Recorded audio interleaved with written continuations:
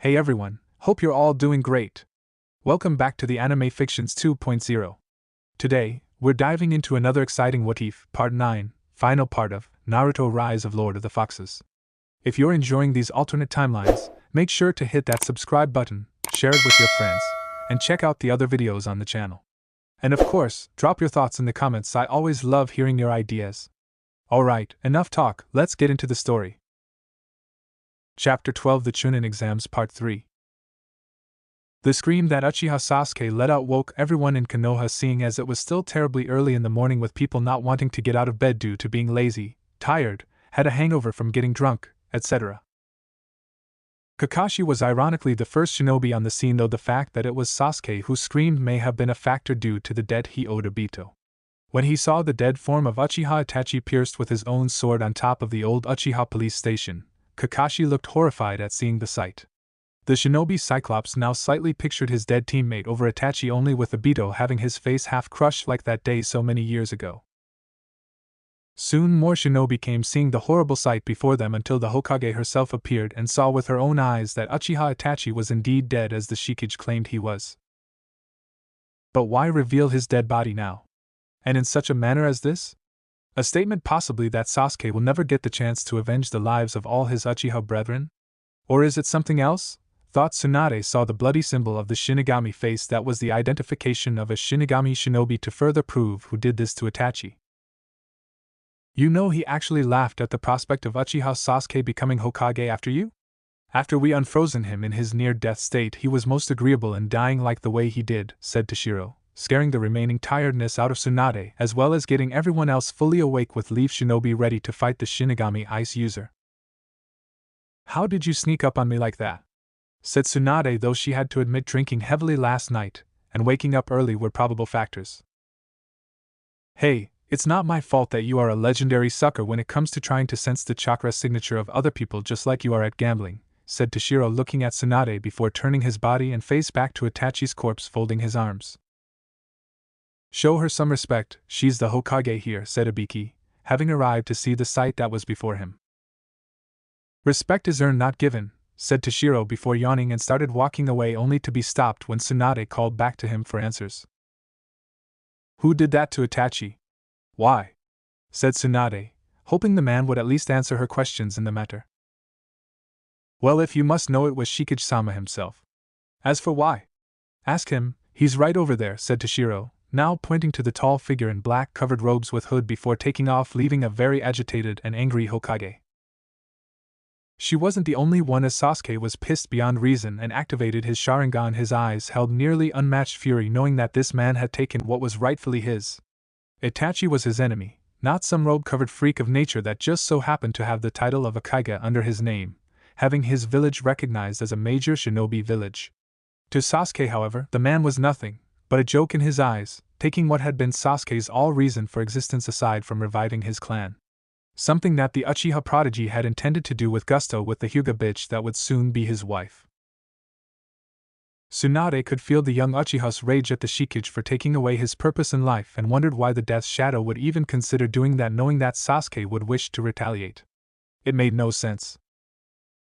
Unless he plans to get something out of Sasuke, knowing the Baka would be out for his blood, thought Tsunade, who looked on at the robed man staring intently at her and the furious Uchiha. I'll kill you! No one takes my purpose in life away from me. No one! Yelled Sasuke, charging at the Shikage with his Sharingan, eyes spinning with fury, wanting to tear that man apart with his own Uchiha-made sword in his possession. Kenpachi smiled under his hood and skull mask, knowing this was the bait for the much larger trap that, if everything went his way, would save Hinata and take care of Sasuke. As for the ever-so angry Uchiha Sasuke, who leaped into the air to come down striking his weapon upon the Shikage, he would soon be in for a surprise. The said Death Shadow calmly opened his palm before forming an incomplete second stage Rasengan, dodged the sword strike from the attacking prodigy, and sent the second stage directly at Sasuke when he was close enough, sending the Uchiha through the wall of the old police station. Itachi was right to laugh at the talk of Sasuke being the sixth Hokage. What a joke he has become in my presence, said Kenpachi, finding that this would be much better than for him and Kimimaro to translate everything he wanted to say to them. I will kill you. Tuin must have a power, said Sasuke, trying to get up despite the cuts and bruises covering his body before collapsing only to be caught by Kakashi. Once trash and always worse than trash, said Kenpachi, walking up to the two now in a slow, almost painfully suspenseful manner. Take another step and it will be your last, said Kakashi, readying his lightning blade to strike out at the death shadow with his Sharingan I exposed to use. Save your chakra, fool. You are going to need it in training your stupid student for his fight in 2 weeks against me, said Kenpachi, knowing that when Sasuke was once again conscious he would accept whatever terms were stated for what he had planned at the stadium in 2 weeks. What? Said Kakashi as the rest of the Leaf Shinobi and civilians were shocked by this sudden news. You heard me, fool. The Shikage of Shinigami no Sato hereby challenges one Uchiha Sasuke to a fight at the Chunin exams in place of his original fight with one Hyuga Hinata. If your so-called Uchiha prodigy wins against me, then Tsunade-sama must step down as Hokage right then and there to make him the new 6th fire shadow of Konohagakure no Sato.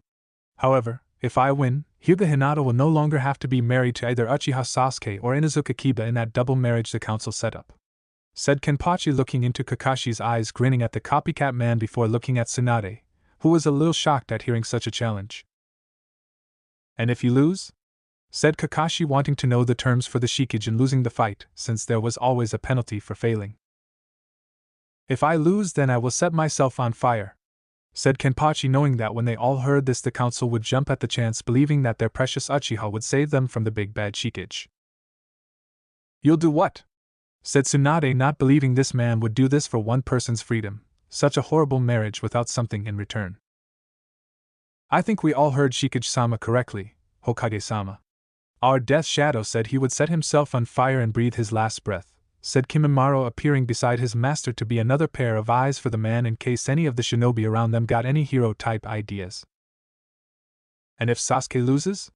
Said Kakashi, wondering what the stakes would be when it came to the welfare of the Uchiha prodigy.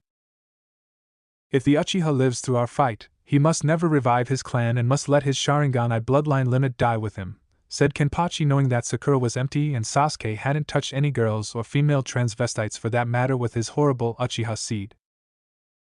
Those terms are unacceptable, said an Anbu shinobi, knowing the risks were too steep even if it would make the Uchiha the youngest Hokage in history.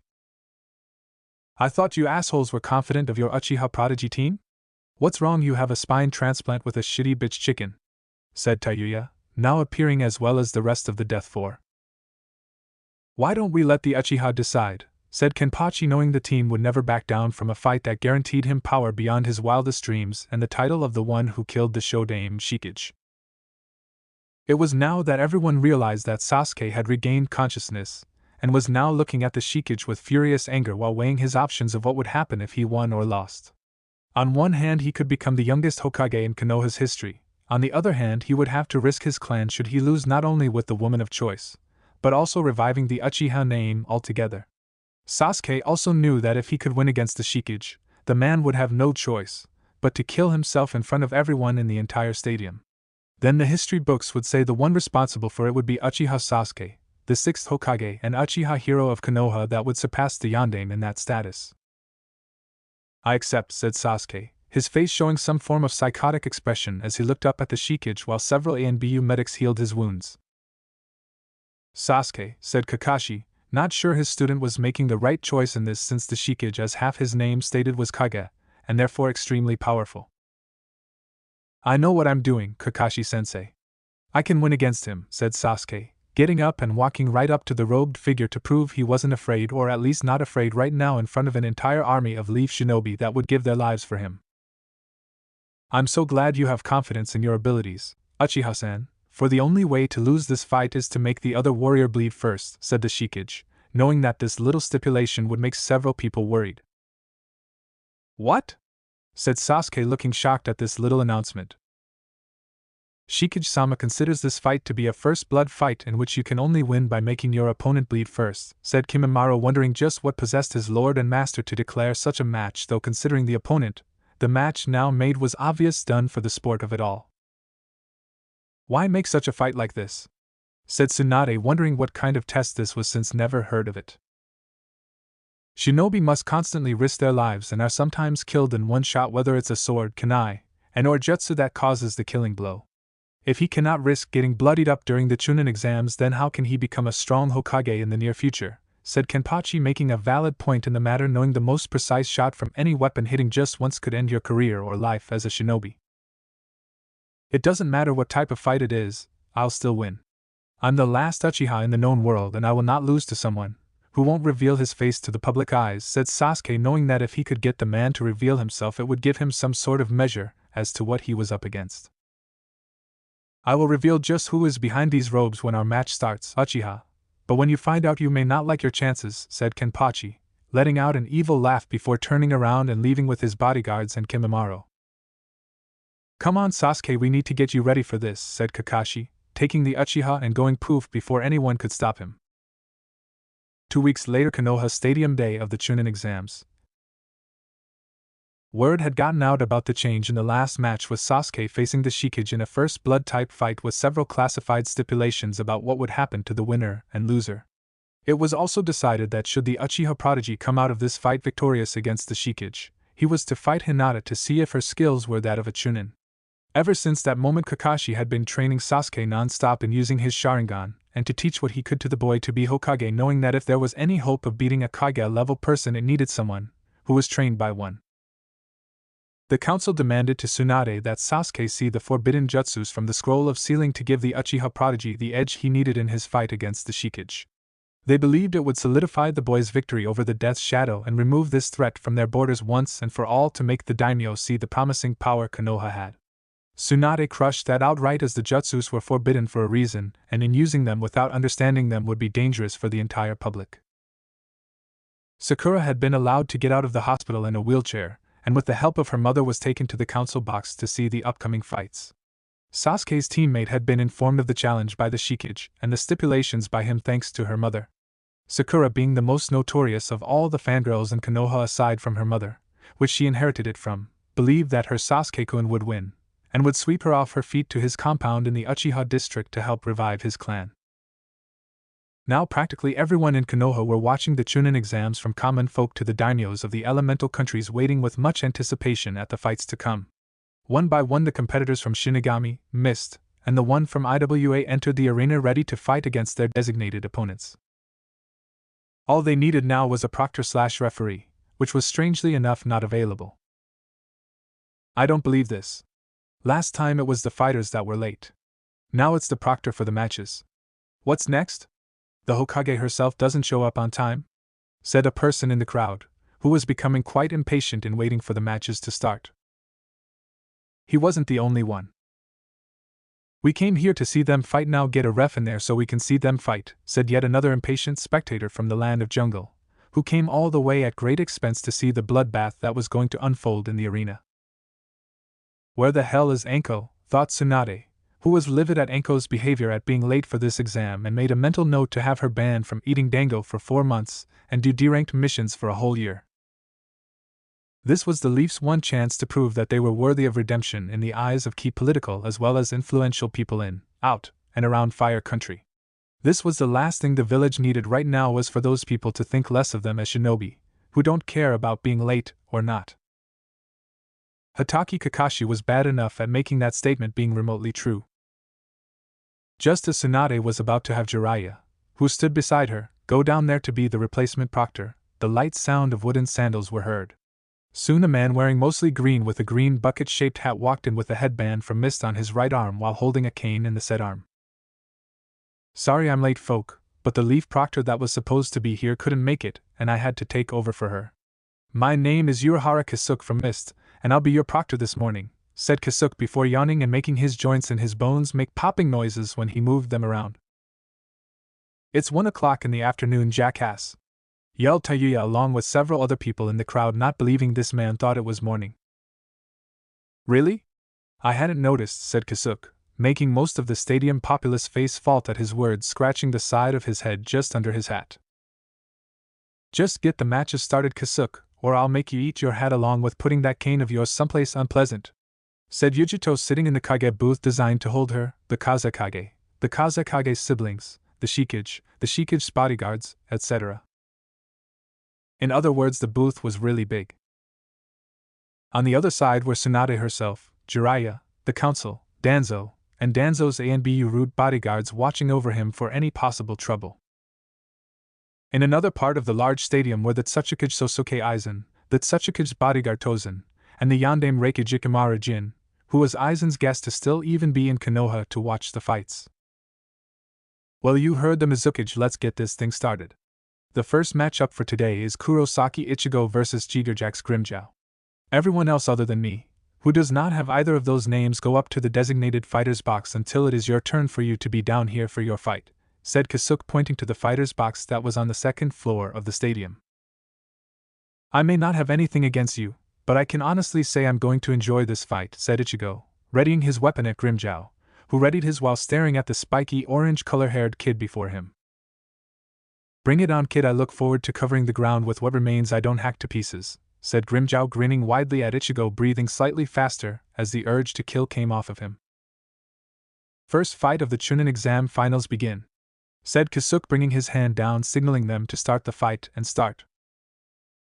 The fight started mostly showing their kenjutsu in the ways of using a sword, with Ichigo having slight advantage since Hidden Village of the Mist was the place to learn it. As they crossed blades, Ichigo got in a good shot at Grimmjow's chest, leaving a wound that if not treated with healing chakra would become a scar in the future. Take this. Earth style, granite spikes jutsu, said Grimmjow, sending a large wave of granite spikes towards Ichigo, who dodged them, flipping back several times before moving to the left. Your attack is too slow, said Ichigo, only to find out to his horror that Grimmjow was right behind him. Whoever said I wanted my attack to hit you? Said Grimmjow, hitting Ichigo in the face with a backhanded fist along with the hilt of his sword for extra damage. Bastard, thought Ichigo, who dodged an offensive strike by Grimmjow and kneed him in the stomach before head-butting him in the face and breaking the man's nose. I'm much stronger than I look at Ichigo, and I know you are too. So why don't we take this little fight of ours to full strength? Said Grimmjow, snapping his nose back into place. So you want to fight, huh? Then let's take this to the next level then. Kenjutsu Ultimate Secret Art, Bankai, said Ichigo before exploding with an amazing amount of chakra and transforming his sword along with himself into something else. Not bad, Ichigo, but we in Iowa got something like that too, only we gave it a different name that felt more appropriate for us ever since our loss during the last Shinobi War. IWA Kenjutsu Ultimate Secret Art, Resurrection, said Grimmjow, transforming into something not considered human, but more predatory, as Grimmjow was now on all four legs, and looked like it was born from necromancy. Well, that's new, thought Kasuke, looking slightly over in the direction of the Shikage special booth and looking at the Mizukage, who looked back at him. Time to die, Ichigo, said Grimmjow in an almost demonic voice before charging at the said shinobi, who used his speed to barely move out of the way of the pouncing cat-like creature before him. You have to catch me first, Grimmchan, said Ichigo, making the animal like Grimmjow hiss and growl at the orange-haired youth before charging him again. Ichigo leaped into the air, waiting for the moment in which to strike. That came when the large form of a necromancy-looking cat leaped into the air with him moving in the air. They then used their chakra to manipulate the air around them to seemingly float in an almost beautiful if not deadly form of dancing, trying to kill each other in ruthless combat. That's quite an impressive feat to do something like that, said Tamari, knowing that the only way she could possibly do that was with her fan, and even then she could not move that fast. Indeed, said Kenpachi, watching with amusement, knowing that the boy would become a strong warrior under Yujito and Rin's command. Dai Kurosaki Ichigo, yelled Grimmjow, now less than 2 feet upon his mid-air prey, ready to bite the boy's head off. You first, Grim. Bankai Secret Art, Getsuga Tensho, said Ichigo, sending a black-red line of chakra at Grimmjow, piercing through the animal from IWA before exploding into several hundred pieces. Good thing my cane is also an umbrella, thought Kasuke, hooking the attachment to his cane before shielding himself from the blood-soaked remains of the IWA shinobi. So much for him, said Jin, raising an eyebrow at the way the poor man was killed since he had such promise as a shinobi. Winner! Kurosaki Ichigo, yelled Kasuke after removing his umbrella, while the said winner landed, breathing heavily for a few seconds since it was a powerful attack, as everyone applauded that event despite the gory outcome. You have trained a fine Miss Ninja Mizukage-sama, said Kenpachi, wanting to keep the disguise up with his friends and allies while clapping at Ichigo's performance. Thank you for the compliment, Shikage-sama. It means a lot to me that you would say that, said Yujito, looking at the Shikage before looking back at Ichigo, who gave a bow to her before going back to the fighter's box. Even now Oriheim was all over Ichigo about how he defeated Grimmjow, and asking him some silly question on whether the cat form Grimmjow was in would look nice with a bell and a bow attached. The second fight of the Chunin exams is Tenten vs. Masao. Please come down here to start the match, said Kisuke, motioning his left hand at the fighter's box. Yes. Now I get to prove to Aoshi-sama that I'm worthy of being around him, said an all-too-happy Masao, who jumped out of the fighter's box and onto the ground using the slightly baggy flaps in her uniform to glide down to it. Well, aren't we spirited today, said Kisuke, waiting a little bit longer for Tenten to arrive in a calmer manner via the steps from the fighter's box.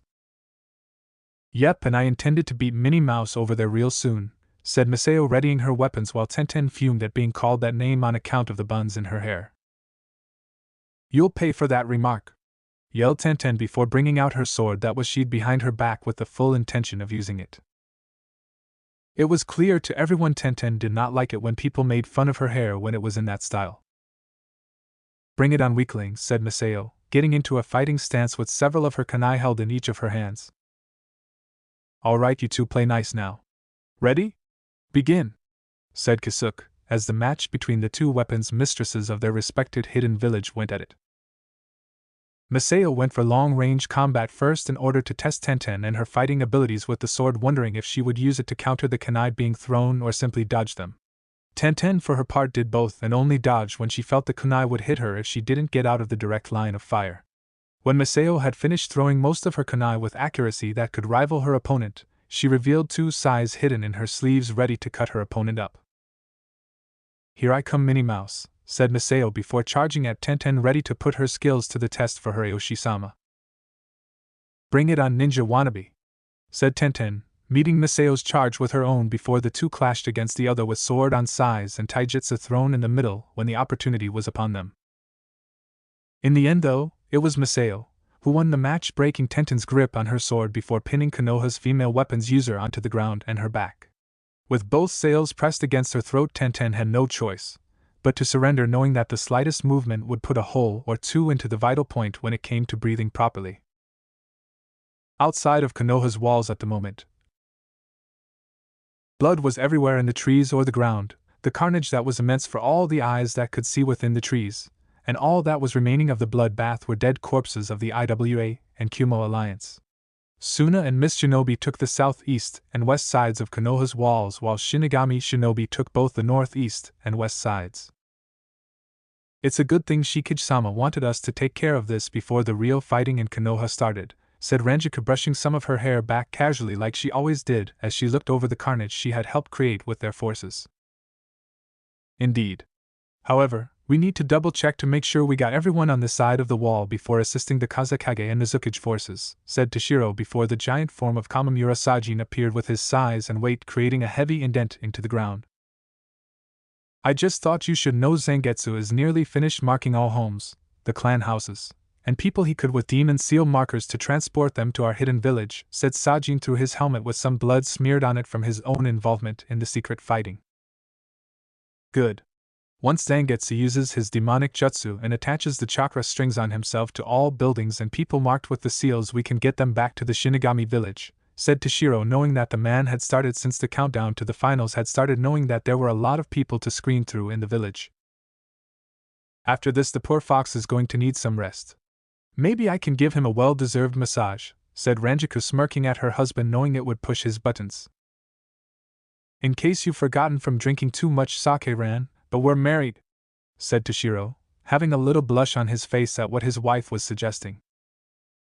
Party pooper, said Ranjiku, pouting playfully, liking how she can tease her husband so easily with such suggestions. I can't tell half the time if she is serious or not. How can Toshiro stand her? Oh wait, now I know, you lucky bastard, thought Sajin, finding that due to the difference in both Toshiro and Ranjiku's height gave the icy-haired man a very distinct view of his wife's chest area. Indeed, the man was a lucky bastard. Very lucky. Back in the stadium. Kusajishi Yachiru and Inuzuka Kiba, please come to the arena floor for your fight, said Kisuke, ignoring Masao walking up the wall, finding it easier and less complicated than all the stairs.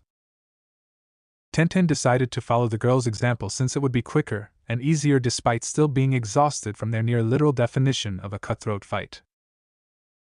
Yay! I get to beat up Runchan. Yay! Said Yuichiro, leaping off the fighter's box and landing gracefully onto the arena floor, shocking many that she wasn't hurt due to her size and the height of her descent from the fighter's box itself. Kiba was just plain pissed because of her nickname for him. You better watch your mouth, you little midget, before I decide to send what's left of you back home in a bloody mess when this is over, said an angry Kiba, now walking on the arena floor the standard way, growling at this little girl that smelled strangely of foxes. Runchan is not acting nice. I know. Hey Death-chan. Can I neuter Runty-chan to make him less mean at the end of the fight?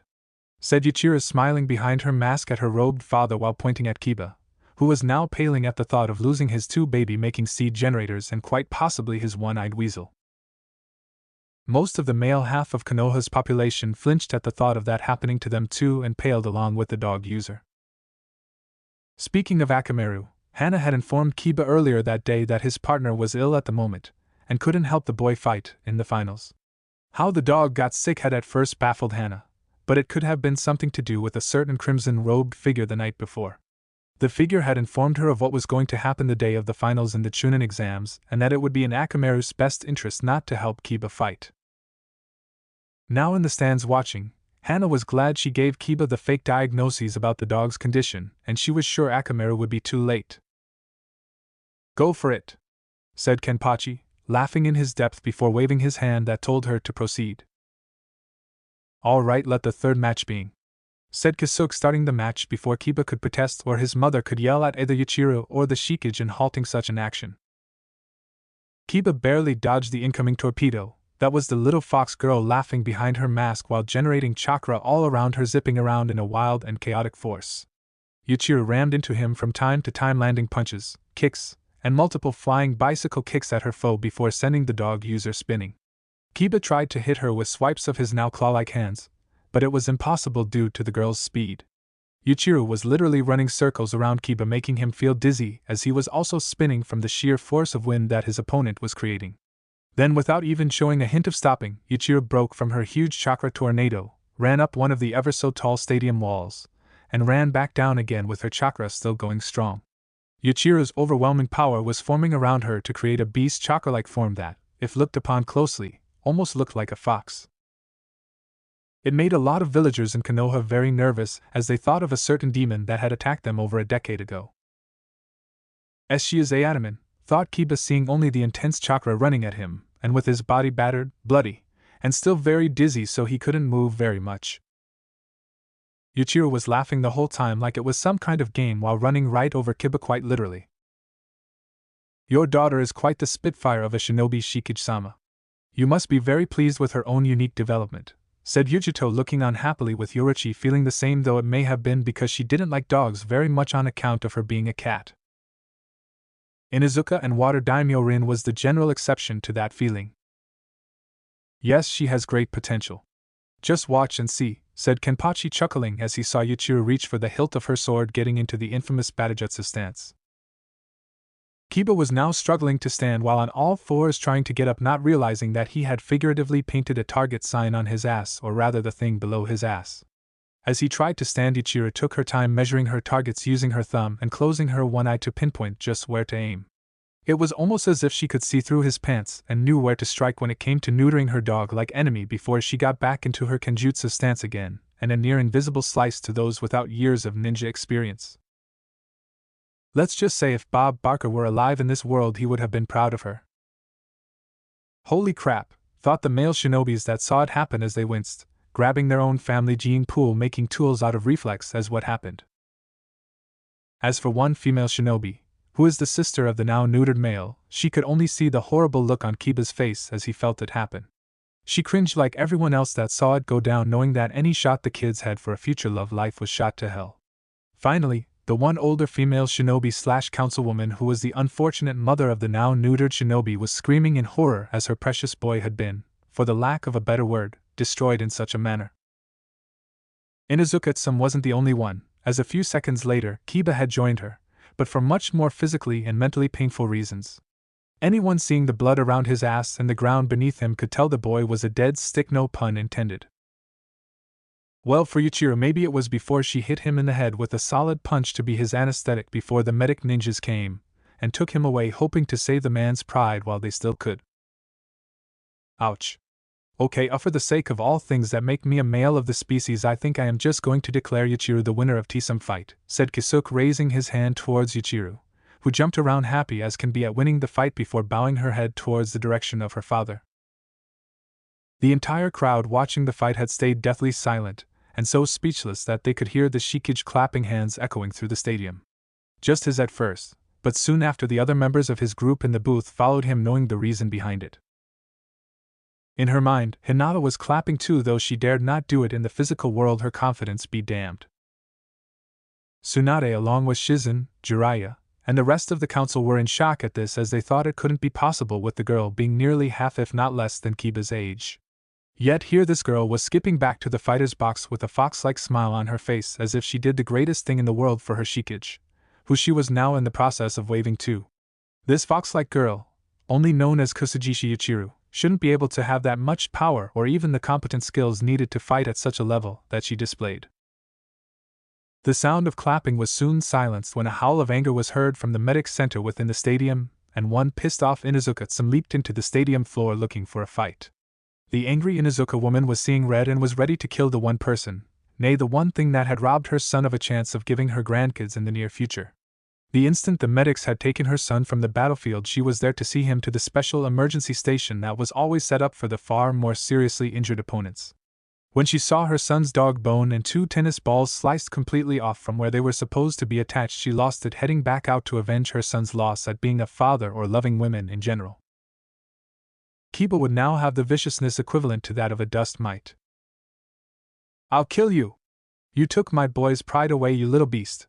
yelled Tsum, her sword drawn in her right hand. Her left hand had claws, and her teeth were practically foaming as if she caught rabies. "Roar Zabimaru!" said Rinji, using his now snake-like sword from his position to strike in front of the woman kicking up the ground, making Tsum, despite her blind rage, have the decency to jump back and regain a slim if any at all form of consciousness.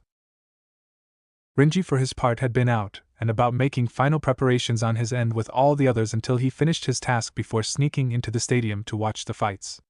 The heavily tattooed man had unfortunately missed Ichigo's fight with Grimmjow, but got to see Ichiro's instead, along with wincing at the final part before seeing the angry mother wishing to take her anger out on the little girl. "Thanks a lot, Tattoo-chan," said Yuichiro before fully entering the doorway to be greeted by her genin teammates, who escorted her back up the stairs to the fighter's box. Renji just gave her a mock salute even though he knew she didn't see it, and now turned his full attention to the angry Inuzuka now glaring at him for his interference. He dares interfere, thought Tsum was ready to take her rage out on Renji. Inuzuka-san, I don't know if you know this, but we have a match to get on with, so if you could move out of the way or go take care of your son, we can continue on with the exams, said Kisuke, taking out a little fan from his pocket and started cooling himself off as he simply leaned on his cane in a bored-type fashion. "Stay out of this, Miss Ninja. This is not your fight or a loss for you, so you wouldn't or couldn't understand what I'm feeling right now," said Tsum, ready to tear through the little fox child and turn her into her new scarf to wear during the winter season. "All the same, could you leave the arena? You are making quite a scene and it's our turn to fight," said Sato, as he and Hanaya were now on the stadium arena floor waiting for the chance to fight. Snarling at the two from Mist and the one from Shinigami, Tsum left back to her seat in the council room box, knowing that her son was in good hands with the doctors. One way or another she would have that girl's head on a pike and hang it from the Inuzuka clan house before the day was over. Well, that was slightly boring. Well, ladies and gentlemen, without any further delay, let the next match between Hanaya and Sato officially begin, said Kisuke, bringing his hand down, and the two warriors got ready for battle. The two shinobi took their fighting stance, with Sato changing his arm like he did in the preliminary fights and Hanaya getting into his Kenpo Taijutsu style of fighting. Each of them swore upon themselves they would show what they could do on the beliefs that they stood for and not fall unless they could no longer live before the fight was officially over. Fortunately, for both villages they represent, that is, the fight never got to that point, as the two taijutsu-based combatants had taken such damage that neither could get up. A partially cracked masked Hanaya had summoned his deadly claws hidden beneath his gloves, used what little chakra he had left for speed to leap over the giant man, and slashed deeply into Sato's back before succumbing to chakra depletion. Sato fell into unconsciousness due to lack of blood and chakra depletion on account of his right arm using so much of the latter. Several mist and Shinigami shinobi appeared and took them away, not trusting the leaf medics to take the necessary care to keep them alive. Kasuke declared the match a draw. It was about that time that Rin made her move as planned and rose from her seat before heading towards the Shikage's extensively large booth, making heads both commoner to Kage turn their heads in her direction. When she arrived, the Shikage, Kazekage, and the Mizukage greeted her warmly before inviting her to sit with them in a chair given to her by one of the Death Four. Everyone was of course shocked that some of the most key influential people in all of the elemental countries would be sitting together in one large booth at the Chunin exams.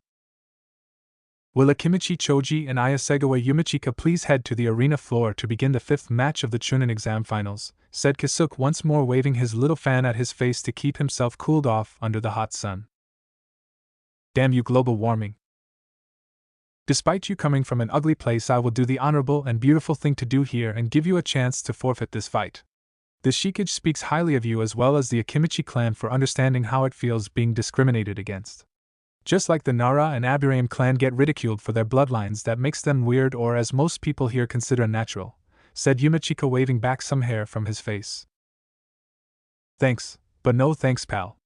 I have so much to prove from the last Chunin exam that if I back out now I would be insulting everyone else that came before me given that offer and denied, said Choji with his face filled with determination and strength. For a moment, you almost sounded beautiful.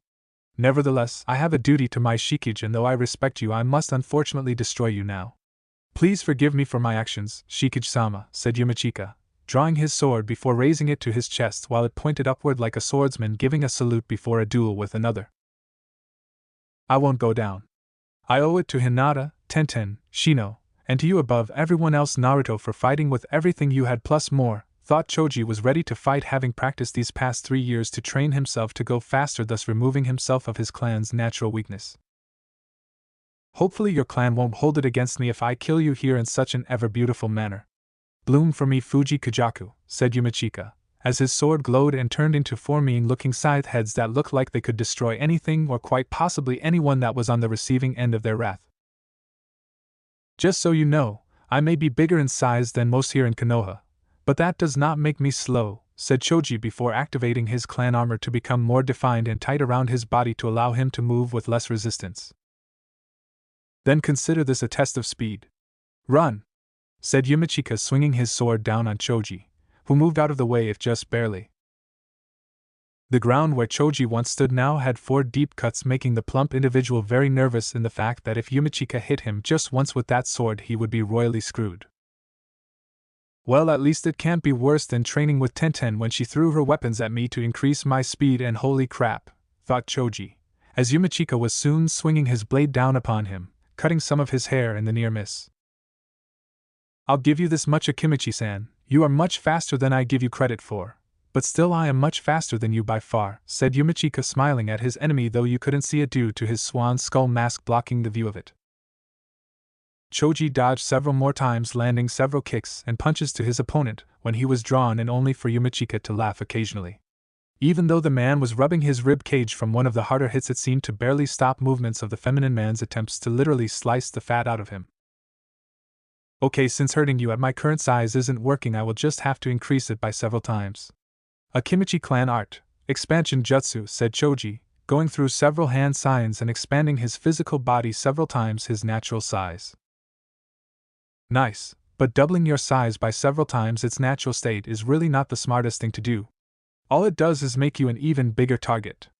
Shadow clone jutsu, said Yumichika, making 4 clones of himself, which were now on each side of now well-rounded Choji, pressing their swords against Choji's front, sides, and back, while the original was on top with his 4 side blades pressed near the boy's head. How did you know the shadow clone jutsu? That technique is only known in Konoha and can only be done by one person, said Choji, shocked that someone else other than Naruto and possibly several jounin could do that jutsu. A very beautiful person taught it to us upon traveling to Shinigami and offered to teach us it in exchange for a few days' rest, said Yumichika, leaving subtle hints in his lie of the identity of the shadow clone jutsu teacher. Proctor! I forfeit on account that I would be dead right now if I move and be killed by my opponent, said Choji, slightly depressed that he had come so far and yet was not able to go even farther like he had hoped. Akimichi Choji forfeits. The winner is Aya Segawa Yumichika, said Kisuke, getting a lot of booing from the crowd, not liking the fact that one of their own lost to the Shinigami shinobi. Such an ugly response. No wonder Uzumaki-san hates them so much, said Yumichika to himself before removing his clones from existence and walking up to the fighter's box. He didn't know that Choji heard him. He knew Naruto? I guess he kind of had to, considering both of them know the shadow clone jutsu, thought Choji, looking at the shinobi in shock at this little bit of news, and wondered if he should tell Tsunade about it before heading up to the fighter's box too. Okay people, now before we continue we are going to have what I like to call the halftime show before we resume fighting. Ladies and gentlemen, please give a warm round of applause to the temporarily resurrected band AC/DC as they come from the other side to play for you at the request of the Shikage. Hell's bells, said Kisuke, backing up as smoke from the center of the arena floor as the sounds of bells one hears in a temple sounded off. Sound of the guitar being played followed later by drums. I'm a rolling thunder, a pouring rain. I'm coming on like a hurricane. My lightning's flashing across the sky. You're only young but you're gonna die. I won't take no prisoners, won't spare no lives. Nobody's putting up a fight. I got my bell, I'm gonna take you to hell. I'm gonna get you, Satan, get you. Hell's bells. Yeah, hell's bells. You got me ringing hell's bells. My temperature's high, hell's bells. I'll give you black sensations up and down your spine. If you're into evil, you're a friend of mine. See my white light flashing as I split the night. 'Cause if God's on the left, then I'm sticking to the right. I won't take no prisoners, won't spare no lives. Nobody's putting up a fight. I got my bell, I'm gonna take you to hell. I'm gonna get you, Satan, get you. Hell's bells. Yeah, hell's bells. You got me ringing hell's bells. My temperature's high, hell's bells. Sounds of the electric guitar going crazy. Yow. Hell's bells, Satan's coming to you. Hell's bells, he's ringing them now. Hell's bells, the temperature's high. Hell's bells, across the sky. Hell's bells, they're talking you down. Hell's bells, they're dragging you around. Hell's bells, gonna split the night. Hell's bells, there's no way to fight here. Sound of the electric guitar building up. Ow, ow, ow, ow. Sound of an electric guitar going higher in pitch before ending smoothly. When the music stopped, the Shikage was on his feet with those in his booth along with all their shinobi clapping at the performance given. It was a good song worthy of this day since it represented the Shikage's fight with the Uchiha that would happen soon in the day. After the halftime show, the next 3 fights went by fast as the Shikage had secretly planned with the first one Niyujito so the fight with Sasuke could start sooner. With Yuryu Ishida, he forfeited his own match against Madarame Ikaku since the two would soon be needed later for the battle to come. Sita Sojiro surprised even the Shikage as he forfeited, stating that it went against his belief to harm an angel like Ino Oriheim before bowing to his Shikage as a form of an apology. Finally, the second to last fight between Shinomori Aoshi and Hajime Saito was a double forfeit due to both participants of the match refusing to fight each other, knowing it would be a draw between them if they did. Besides, they too would be needed for later, and they also wanted to be conscious for the fight between their Shikage aka Uzumaki Kenpachi and Uchiha Sasuke. Well, that was quick and boring, but I think we can make it up to you folks with the next match. I think we are all looking forward to. Would the Shikage of Shinigami no Sato and Uchiha Sasuke of Konoha please enter the ring for your match, said Kisuke, looking up at the two before taking a few steps back, knowing that when these two fight it was going to be nasty. Kimimaro, please go to Hyuga Hinata and escort her up here to sit in my seat, said the Shikage, rising from his chair while Kimimaro bowed and left to do as ordered. Why do you want her here, Shikage-sama? Said Rin, looking at the robed warrior walking towards the steps that would lead him to his fight with Sasuke. Simple water, Daimyo-sama. I want Hyuga Hinata to be treated like royalty that she is, and there is no better place to start than in the guest seat of the Death's Shadow, said the Shikage before leaving their line of sight as he headed towards the area floor. Uchiha Sasuke was thrilled that he would finally have a chance at that inferior creature that was the Shikage and destroy the hidden Shinigami village in one match. No doubt the man never planned out a successor so early in the game, and with the Death's Shadow gone, Sasuke could recruit as many of them to his side as he wished. Who knows? Maybe he could find a woman he found attractive worthy of being his wife, who would be strong and give him strong Uchiha children when the time came. As he entered the arena floor, he heard the cheers of the people calling his name, with the fangirls all screaming Sasuke Kyuubi, wishing he would make love to them. There was no doubt they wanted to help in the restoration of his clan, but for him they were all weak and he didn't want weak Uchiha children in his clan.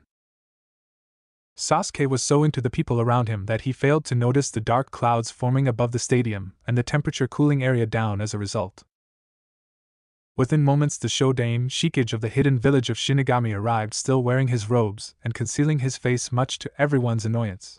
They wanted to know who was under those Kage robes that had become the bane of their existence for what seemed like centuries to them.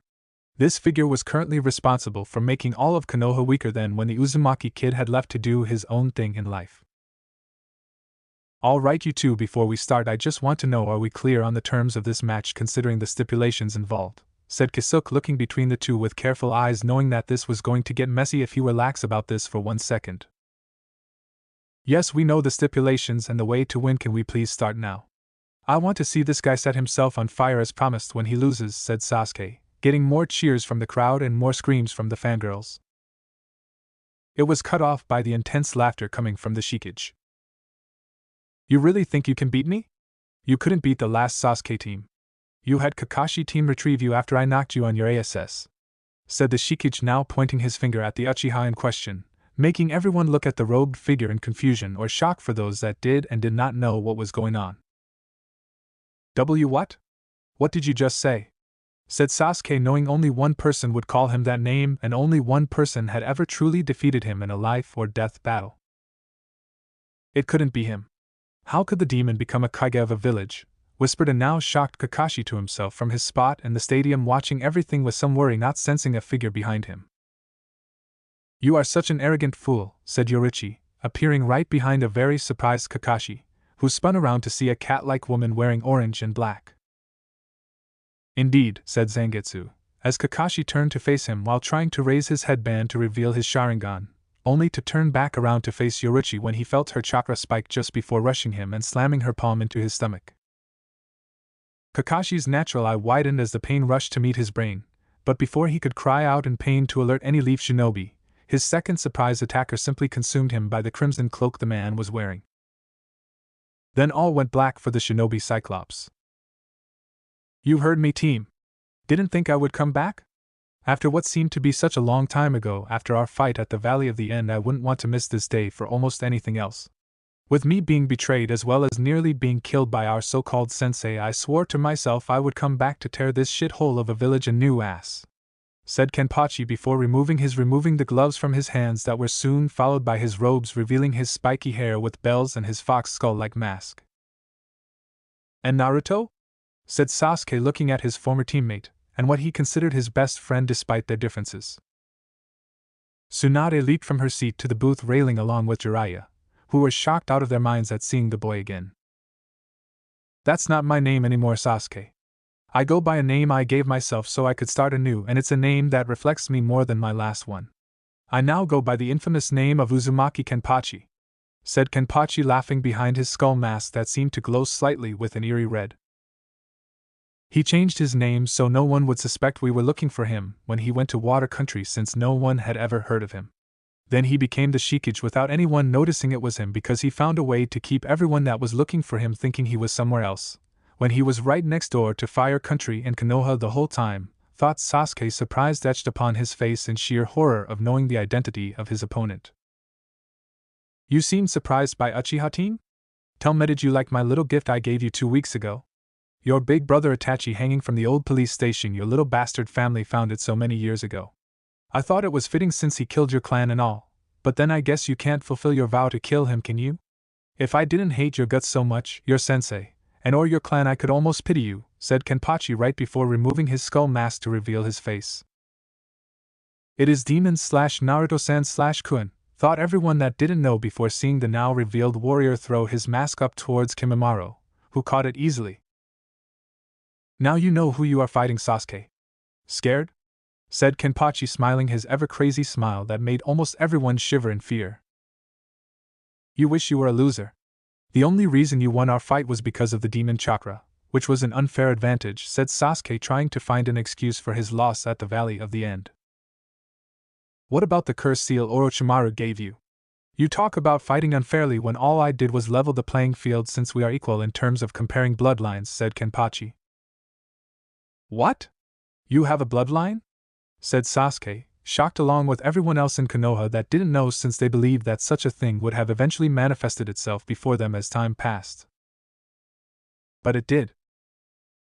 The defiling of the Hokage monument, the chases that came shortly after the pranks he had pulled, pranks where he outran a NBU rank shinobi, and finally the very fact that Kenpachi, formerly known as Naruto, had caught up to Sasuke at the Valley of the End. The end result being a fight that Naruto had won despite it being a hellish battle, that in the aftermath that came shortly after confronting each other, Naruto was still able to live and survive a Chidori to his chest a second time, only now from his backstabbing sensei. You're not as slow as I thought you would be. You have your puny little Sharingan eyes, against MY family's bloodline known simply as the Energeragan.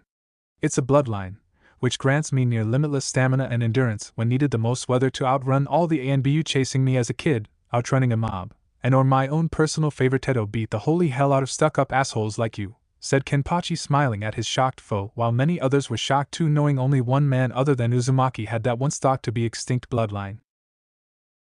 The late Namikaze Minato, Yondaime Hokage of Konoha. You are his son? Said Sasuke while staring at Kenpachi's smiling face, remembering how his father hated the Namikaze clan, hearing him curse the Yondaime's bloodline that seemed to negate the Uchiha's own when it came to fighting. Yeah, I am his son. Though personally I hold no love for the man or the village he died protecting. Not after all the shit these people put me through when I was younger, said Kenpachi, turning his head slowly towards the Hokage booth before glaring harshly at the council members that had deprived him of his inheritance for so long. The said council members trembled in fear instantly. Poor Kenpachi-kun. So many years of suffering have scarred him more than any weapon, human or demon, ever could, thought Hinata, while Temari was thinking the same thing, though she sent some killer intent towards a frightened Sakura, who was looking at her equally fear-filled mother for help. Cry to mommy all you want, you pink-haired little bitch, but before this day is over your head will be removed from your skinny little body after I help Kenpachi-kun make you suffer. Let's see what happens when your punching bag decides to grow big muscled tree trunk arms and decides to punch back with the strength that rivals a demon lord, thought Temari, who was looking forward to destroying that fangirl disgrace of a shinobi. Proctor, start the match so I can kill this chicken shit Uchiha, said Kenpachi to Kasuke in a somewhat bored tone, as if the young man before him wasn't much of a challenge at all. The tension was so thick that no one cared to notice the sky was getting darker and more eerie by the second. Don't get overconfident, losers. I've grown stronger since the last time we fought, and I intend to win this time too. Maybe if you're lucky I'll name one of my kids I have with Hinata after you if he turns out to be a failure like he's named after, said Sasuke, now smirking, knowing that the only way to get to his former teammate were his precious people, as he called them. Everything is ready, thought Zangetsu to his vessel, knowing Kenpachi would get the meaning behind the words before getting a mental nod of understanding from the man. You are so overconfident I have a strong need to puke on you right now, knowing that alone could defeat you. Did you know I had to go through several obstacles when this all started just to set this entire thing in motion?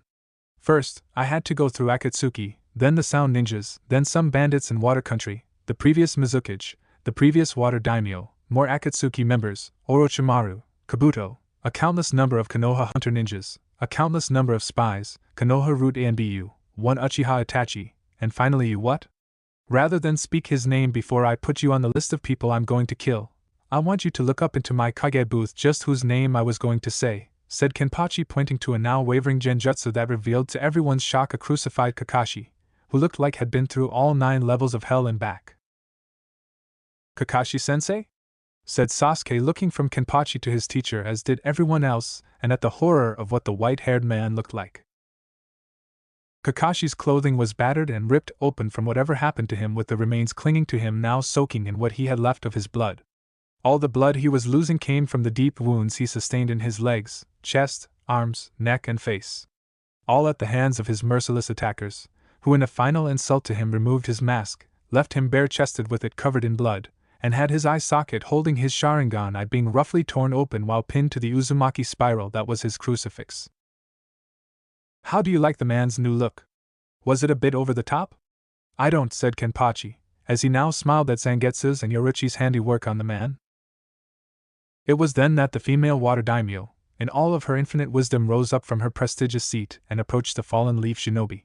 It was in that brief moment that the two looked at each other, that Kakashi thought the Lady of Water Country would be able to show him mercy and free him. Keyword being brief, as the woman slapped the man hard across the face, leaving a very red and unhealthy-looking red-shaped hand mark across his face, shocking nearly all if not the entire stadium audience. Kakashi himself was startled, since he had, as far as he knew, done nothing wrong to deserve that. Right. Sure, he favored Sasuke over his other two students, and read his Aika Paradise in front of everyone around him, but that was it. What reason could this woman hate him that she would strike him across the face instead of freeing him from his current prison? His answer came in the form of Water Daimyo removing her mask. Hello, Kakashi. It's been a long time, my old teammate, said Rin, glaring at the man and showing her Inuzuka-like teeth at the same time. Rin? What are you doing here? Said Kakashi, finding it hard to breathe a little under his old teammate's gaze. So you actually remember me? I thought you would have forgotten me after all this time, considering you forgot about Minato-sensei. You knew he was his son and you favored the Uchiha instead. What's more is you tried to kill the boy with your own original jutsu that you taught Sasuke not to use against Gaara in the last Chunin exams, but to use in killing Naruto should the opportunity ever came up, said Rin, having broken into the one-eyed man's house earlier when he wasn't around and found the man's personal diary. Why you don't you understand, Rin? I owed Obito for every, said Kakashi, only to be silenced by the back of Rin's hand delivering another powerful blow to the Jounin's face. Don't give me that crap. You owed Obito nothing.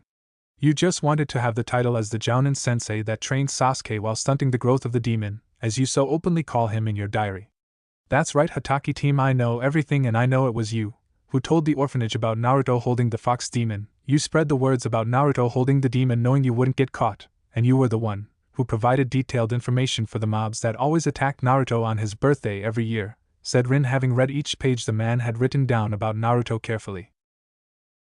You're no angel of mercy yourself, Rin. You left and therefore are just as guilty as I am in hating him so much, said Kakashi, trying to make Rin feel some of the guilt she was trying to pin on him.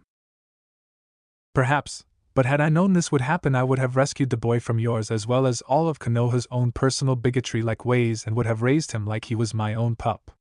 It wouldn't have mattered who was sent after me. I say to hell with the ANBU, the council, and even the late Sarutobi Sandaime. Be damned if I let all of them stop me from doing it had I been there.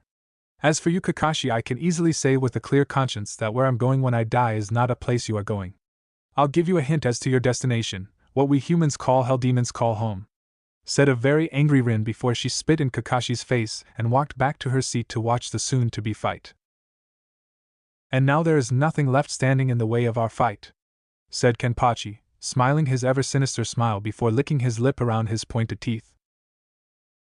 Okay, without further delays, I hereby announce that the first blood match of these Chunin exams officially begins now, said Kisuke real quick before running a good safe distance away from them, which just so happened to be next to a tree near the ever-so-big stadium wall. Well, you heard the man.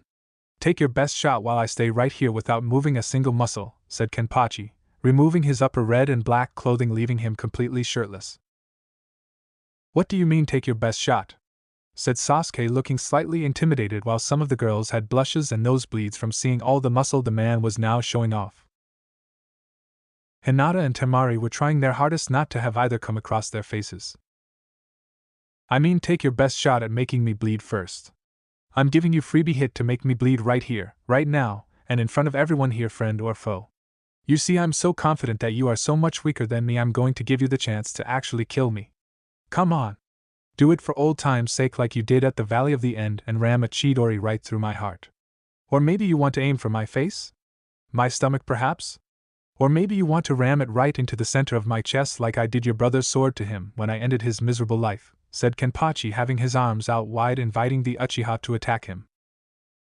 Wow, Kenchan, you're so nice of you, said Yuichiro from the fighter's box, jumping up and down with excitement at seeing the fight.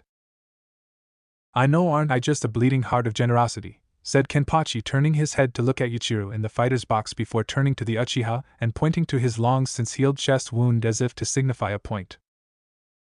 You're nuts, said Sasuke, though he had to admit that the offer was more than tempting for him to take. This coming from the same guy who wanted to kill his best friend to gain the ultimate form of the Sharingan.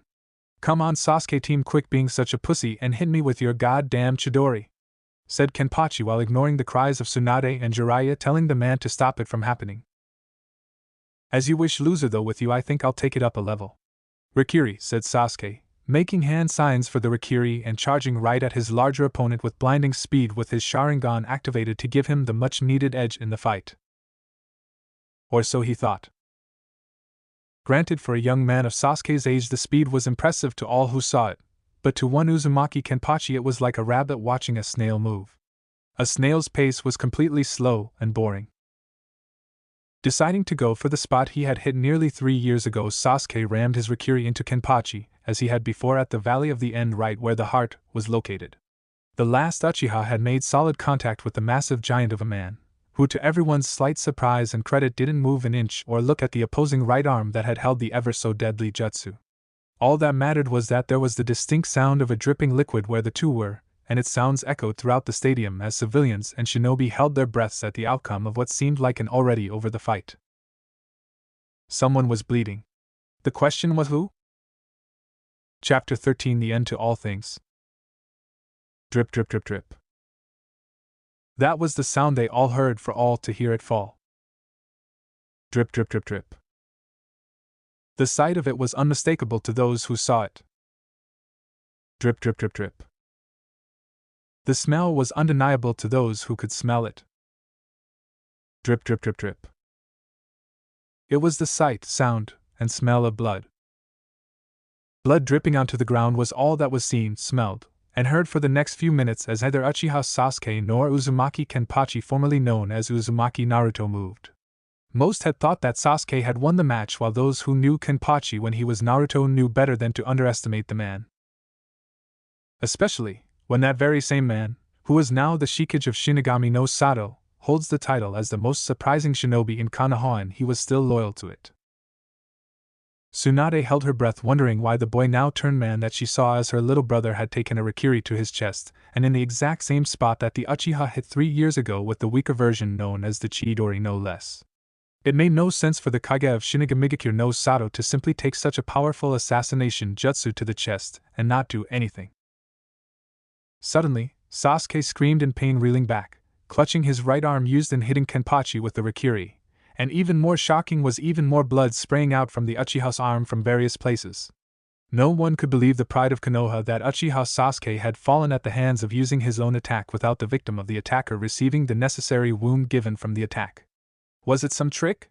Did the demon cheat them in the deal when he said he wouldn't hit Sasuke and let the prodigy have the first free move? All they could do was watch and find out. Sasuke had no choice but to fall on his knees in pain as he felt like his very hand and arm went through steel without his Rikiri to pierce it before he left the attack and hit its target. He gritted his teeth and strengthened his resolve to stand despite the pain in his arm, having felt much worse than this at the hands of his enemy. With his Sharingan activated, Sasuke stared into the one eye of Kenpachi, who was currently smiling that sick, smug, and shark-like smile at him. How can this mountain before him that was up until 3 years ago once shorter than the other kids in the academy now stronger than ever? Where was this power coming from? How could he, the boy from the strongest shinobi clan in Konoha outside of the Hyuga, win against this behemoth, and claim the power that was rightfully his? Is that all you got? An upgraded version of that weak Chidori? Kakashi team from my understanding knows over 1,000 jutsus with his Sharingan, yet despite that you use this particular jutsu to try and kill me? For supposedly being a natural genius as the villagers labeled you sure are one stupid idiot. Your one free shot to kill me, to win this match that I generously gave you, and you blew it by using a B-class assassination jutsu. I'm insulted.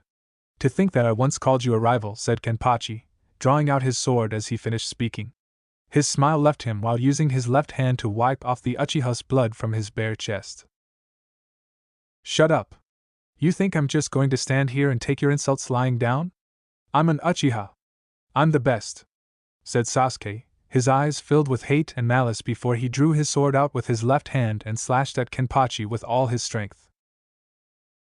The sword shattered into 1,000 pieces, shocking everyone at the sight of the blade that was made by the Uchiha was thought to be indestructible. The air became tense with fear for the Uchiha's safety, as Kenpachi placed the tip of his sword on Sasuke's new leaf shinobi headband since the other one 3 years ago was damaged beyond repair. Sasuke didn't stop attacking though, as he used what taijutsu he could only to find his body was becoming bruised and sore in the process. It was like hitting solid unbending steel, and in doing so forced Sasuke to his knees in pain physically from hitting Kenpachi and from the mentality of his enemy's strength outdoing his own. What's the point in fighting you now? You're so weak after using one whole jutsu and your now broken sword leaving your stance with what's left of your weapon being worse than an amateur wielding one with both his hands. I cannot believe how boring you have made this fight become, Sasuke team, and just when I was looking forward to the potential possibility of having a good battle. 3 years ago I could have ended your life then and there, but I showed mercy to prove to you what I believed in was and still is right. Without such a belief in you, I see that you will never become strong enough to hurt, much less kill me. I don't like to kill weaklings on account that it makes me weak in return, so I'm going to let you live with your shame theme. Deal with it. Kenpachi looked down at Sasuke, sighing before turning around, picking up his upper clothes, and leaving the Uchiha on the ground as nothing more than a broken spirit, knowing that it was much worse than death. You're just walking away? Like a coward? Said Sasuke, ignoring the man's words while nearly yelling his own with the last part more than the others. His only answer from Kenpachi caused him to gasp as the air became intense from a large increase in chakra pressure that came down on him and all of the people in the stadium. A coward is a man or woman who cannot and will not fight against the enemies before them no matter what the odds are. They would rather flee than fight for what he or she truly believes in, or simply put, they are just afraid to die with honor. If you think I am a coward, Sasuke, then what does that make you? Think about that, knowing you will never rebuild your clan, knowing you lost to the terms of our agreement, said Kenpachi, finally lifting the chakra pressure off the people and Uchiha so they could think clearly at what was just said at the end. What? Said Sasuke, wondering what his old former rival meant during the last part. Winner by drawing first blood first is Uzumaki Kenpachi, Shikage of Shinigami no Sato, said Kisuke, raising his hand toward Kenpachi, who got cheers from Ichiru, the other Shinigami shinobi, and applauses from his friends scattered about closest to him. It was when Kisuke announced that Kenpachi was the winner that Sasuke remembered the explicit terms of what would happen if he lost. His clan, his legacy, and of course his very bloodline would die with him, as the deal was to never try to rebuild the Uchiha clan or sire children at all. Period. End of discussion. Game over. No, I won't let him have the last laugh. I'm an Uchiha. I'm above the rules. I am beyond them, thought Sasuke, getting angrier by the second as the curse seal on his neck now fully activated, healing his right arm, his wounds, and transforming him immediately into the winged creature he was before those 3 years ago at the Valley of the End. So the real Sasuke has finally decided to reveal himself and to finally play, huh? Good, thought Kenpachi, grinning as he looked over his shoulder to see the ever-familiar form from 3 years ago. Kenpachi was going to enjoy cutting this but ugly bird's wings. I don't care if I did lose to you in this stupid fight or the terms we agreed upon. I'll make Hinata mine whether it's consensual or if I have to beat her into submission. I will restore the Uchiha clan to greatness, and I'll start by destroying you, said an enraged Sasuke, channeling his chakra into making another Rikiri and sending it into his sword hilt to make it look like a sword made of lightning. Don't tell me what you're going to do, just do it. Unless of course you are the one who's a coward, said Kenpachi, motioning for Sasuke to attack him with his left hand before using it to flip the Uchiha off, knowing it would make him even angrier.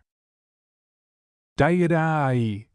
Yelled Sasuke, charging at Kenpachi with blinding speed with his lightning sword, scarring the earth behind him, ready to swing it at just the right moment to chop his enemy in half. Seeing as how you are and Yukihaya can go first, said Kenpachi, grinning up a storm with bloodlust filling his eye and licking his lip with newfound hope at a good fight. Sasuke swung his electric blade hard at his large foe, who was blocking with his own sword, and parried several more hits before kicking the Uchiha back several feet. The raven-haired boy gritted his teeth, letting out a demonic growl before he went back to swinging his sword slightly higher than an amateur level at Kenpachi, who held his own against the Uchiha. Even when he let the blade hit him, it still didn't pierce his skin. Sure, it made Kenpachi's skin all nice and warm, but by no means did such a weak person with a weak weapon hurt him, or even leave a scar on him. I mean, seriously, was it too much to ask a weakling like Sasuke to land one good scar on his body? Even if it meant the scar came at the hands of that same old jutsu now used in an entirely new form? I mean, didn't Kenpachi deserve some kind of entertainment than this same old charade? Blocking once more, the much taller of the two swordsmen kicked the Sharingan user back, yet again growing impatient with his former rival, and saw just how big the gap was. It wasn't even a gap. Hell, it was more of a freaking canyon the size of the large ocean that was between water and fire country. To make matters more depressing, Sasuke was showing no signs of improvement whatsoever, and quite frankly Kenpachi had hoped for lakes worthy of improvement. A small pond size worth at the very least, but from what the eye-patch-wearing man was seeing from his rival, after performing several hand signs for a one-handed earth jutsu that created a large dome around Sasuke and containing the man, the Uchiha didn't even show a small river's worth of improvement. This was further proved as the dome of earth surrounding Sasuke soon exploded, with the said Uchiha once more charging at him while he was filled with rage. A shinobi, who is professional, does not let his anger take hold of him, and not caring if said opponent was no longer caring or amused could spell doom. You must die. Die so I can be strong. Give me your strength. Give me your power. I must have it. I am an Uchiha. I am a god amongst these worms, yelled Sasuke, as he no longer held on to his sanity as he prepared to thrust his sword into Kenpachi. While I enjoy your passion, Uchiha team, in this otherwise boring fight, you seem to be lacking something that would be quite vital to your success. You see, Sasuke, you are too slow, said Kenpachi before moving out of the way so fast that the Sharingan didn't see it, or what happened next that shocked Sasuke to no end. His arm had been removed in a time span of less than a minute after Kenpachi connected with his sword, taking Uchiha's appendage off its body, shoulder and all. Sasuke screamed out in pain like a dying cat being thrown into a giant blender in ninth circle of hell after skidding several feet from tripping, leaving a long blood-red trail in the process. Such a foolish creature surely does deserve to die, but not before I take away from him what he has been proud of since birth, thought Kenpachi, looking at his foe get back to his feet, snarling like a wounded animal. Kenpachi turned to the stands to see Zangetsu with Yoruichi next to him and signaled for them to come down to take away from Sasuke the very thing that made Uchiha Sasuke so valuable to the arrogant villagers of Konoha. The very thing that made him the pride and joy of an Uchiha prodigy, his Sharingan eyes. However, the twist in this plot was exactly how Kenpachi was going to remove the Sharingan eyes, and it was not the way that everyone thought he would. Sasuke tried to stand, but found his entire body tied up with the white cloth that was his bondage, putting the squeeze on the stems of his wings and making them go numb by depriving them of its blood flow. Zangetsu stood in front of Sasuke with a stone-like face that was unreadable even to the Uchiha's Sharingan, with Kenpachi walking up behind the two of them. Let's proceed. The more I see his eyes, the more I just want to carve them out then for what you have planned, said Zangetsu, getting a nod from Kenpachi while nodding to Yoruichi, who tightened her hold on the white cloth that bound Sasuke. Let go of me. I'm an Uchiha. I demand that you bow before me, said Sasuke, trying to break free from his confinement, but found his strength had left and his curse seal was starting to recede back to level 1 before leaving him completely. I will never bow to a weakling like you, Uchiha, and quite frankly, when I'm done with you and your precious bloodline that I gave your clan, you are going to wish Kenpachi had killed you those 3 years ago, said Zangetsu, his eyes become demonic fox red while his right hand cracked at the joints before becoming claw-like. After Yoruichi saw Zangetsu's nod, she pulled Sasuke's headband off, and with speed no bloodline limit enhanced I could follow, the nine-tailed demon lord thrust his fingers out into the forehead of the Uchiha, and as soon as he did that, Sasuke screamed in pain. He's going to remove the Uchiha's ability to rebuild his clan. All Konoha root Umbu, stop and kill them, said Harino Yasha, trying to save her daughter's husband before he had his bloodline taken away. Root was supposed to have been disbanded by the late Sandaime. You have committed treason against Konoha Danzo, said Tsunade, glaring at the man, who despite the swarm of Root A and Bu heading towards such a strong foe smiled at the Hokage. Officially yes, but the majority of the council felt that the Hokage should not have all of Konoha's military might in your less than capable hands, and so we had decided to restart Root under our direct command, said Danzo, though he knew with one word from him, he could have the entire council killed, making him the leader of Root yet again. "You bastards!" said Jiraiya, looking on seeing the Root A and B getting closer only to be struck down by Ikaku, Yachiru, Yumichika, and Lee and Niji. "What the hell?" thought Tsunade and the rest of the people in the stadium. "No way, mean Kenpachi-san, I finally understand what the dream I had all those years ago when I was recovering in the hospital. I had to choose whether or not I would fight for Konoha that had become corrupt, or the side that would destroy it, and those who needed to be destroyed. I choose to fight for you, Kenpachi-san," said Niji, hitting several Root A and BU falls at the hands of his gentle fist. "YOSH!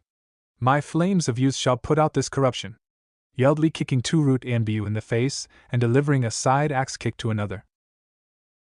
It wasn't long before the rest of the Rookie 9 and Guy's team along with their said senseis came to the arena floor, having made their choice to stick by Kenpachi. "Traitors! Kill them all!" yelled Danzo, seeing his men being outdone by these shinobi that dared stand against his ambition to make the village strong through war. As more Root A and BU flooded the scene, Kenpachi grinned before making a head motion to his forces in his Kaigat booth and then proceeded to charge into the heart of the fight. "Alright. Now we get to have some fun. It's about goddamn time," said Tayuya before leaping into the fray of things as Kadamari took out 6 flare guns for each hand and shot a flare up in 6 different directions high as they went straight into the air.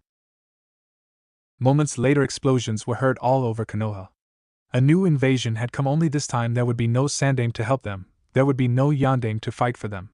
In the end there would be only death, and in the end all that would be for those that had fallen so far after the Yondaime died would face the wrath of yet another demon. However, this time it was a demon that was not a part of nature, that had not come from hell or wherever demons come from. They had created a demon on their own. They had created it through their own hate, fears, and their own darkness that had become a self-fulfilling prophecy that the Sandaime had constantly warned the council about if Naruto was not treated with the respect he deserved. Now the village, along with the people within its walls that ignored such warnings, were now paying for it all in blood and their souls. Hell's gates had been opened. My, this doesn't look too good for the Leaf," said Ikemaru Jin, having risen up from his chair along with Aizen and Tosen already prepared to protect them both. "Yes, but let's not move just yet. Let's see how this plays out a little bit more before we make our hasty retreat," said Aizen, having sensed the fighting outside the walls of the Leaf village since he was highly sensitive to chakra signatures no matter how high or low they were. "Hurry up, Zangetsu, I feel exposed and to some degree vulnerable," said Yoruichi, sensing her vessel was now well protected by the genin that had entered the Chunin exam. Not that she needed it. "I will protect you, Yoruichi-sama," said Kimimaro, knowing this was important to his master and therefore would assist in its success. "I'm almost done draining the last of the demonic chakra that's pulled into the back of his eyes. It's how the Byakugan got mutated in the first place when I freed Madara of his caged bird seal, not knowing the consequences that it would bring," said Zangetsu, pulling harder at the chakra and blood that held the mutated version of his demonic taint. "Stop it! You can't take away the last part of what's left of my clan. It's not fair!" yelled Sasuke through his pain, no longer under the power of the curse seal, with the wings on his back being squeezed to a point they literally tore off his back due to the constant pressure being made by Yoruichi. "What's not fair, Uchiha, is everything you were given on a silver platter as a kid should have been given to my vessel for containing me," said Zangetsu, pulling the last of the key components that made up the Sharingan out of Sasuke's body. Seeing Zangetsu remove his blood-covered hand from the Uchiha's forehead, Yoruichi removed her white cloth while Sasuke, having fallen backwards, closed and opened his eyes. Had anyone but them seen the results of the bloodline's removal, they would have been shocked to see what Sasuke's eyes had become. Sasuke, just like Hyuga Madara had before becoming an Uchiha the Byakugan. "And my family legacy is all Jigan now," said Sasuke, remembering all of the Uchiha clan family members smiling at some point or another at him, while all he did was scowl. "Your family legacy should have died the very night I attacked Hyuga, Sasuke, but your greedy bastard of a father caused me to go on a rampage that made the 4th Hokage give his life to seal me into his own son. If anyone should have gotten the royal screw job from these people, it should have been you," said Zangetsu before going through some hand signs and placing his hands on Sasuke again, who once more felt pain covering his forehead. Sasuke didn't have the strength to resist screaming in pain that all Hyuga branch family members knew by heart what caused that pain. The now properly named Hyuga Sasuke had been given the infamous caged bird seal like his ancestors so many years ago, only this time Zangetsu gave it a demonic twist to it. This caged bird seal could not be removed no matter what seal or jutsu was created to counter it, and to make sure the former Uchiha now Hyuga fulfilled his end of deal. In other words, this demon version of the caged bird seal also acted as a permanent sterilizer, as well as making the lively part to be forever limp for his already little man between his legs. Kimimaro-san, take Hyuga Sasuke away and prepare him for transporting back to the Shinigami village where he will spend the end of his days locked away, said Zangetsu, walking away from the former and unconscious Uchiha, while the albino bowed his head despite all the fighting that was going on before picking the boy heading to the intended exit. Hey Yorichi! You may want to assist your vessel in taking care of Jin, Aizen, and Tosen, said Kenpachi, as he picked up a root Anbu and slammed him hard into the ground. The two-tailed cat demon was off faster than Guy without his weights on.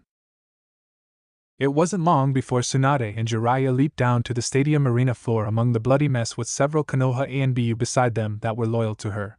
As for the people within the stadium, they tried to escape from the growing fight below them as well as get to a nearby shelter due to the apparent invasion outside of the stadium and Konoha in general. However, when they tried, they found that a barrier had been created surrounding the entire stadium via seals Zangetsu made with the help of Yorichi in the 1 month time staying in Konoha. The demon seals that were silently activated when the Chunin exam started prevented anyone and everyone who entered the stadium from leaving the structure. Unless, of course, you were one of the 2 demon sealers that created it or someone they trusted and that person sent a seal to go through the barrier. Kimimaro being such a person. Naturally, the people trying to get out panicked and started protesting, trying to pound on the chakra-like barrier that was blocking their path only to find it wouldn't let them pass. Naruto, what is going on? Said Tsunade, looking at her surrogate little brother, who was now covered in the blood of the root Anbu while the remaining force was with Danzo and the council. I'm sorry, but what did you just call me? Said Kenpachi, sounding as if the name had no meaning to him anymore. Your name is Naruto.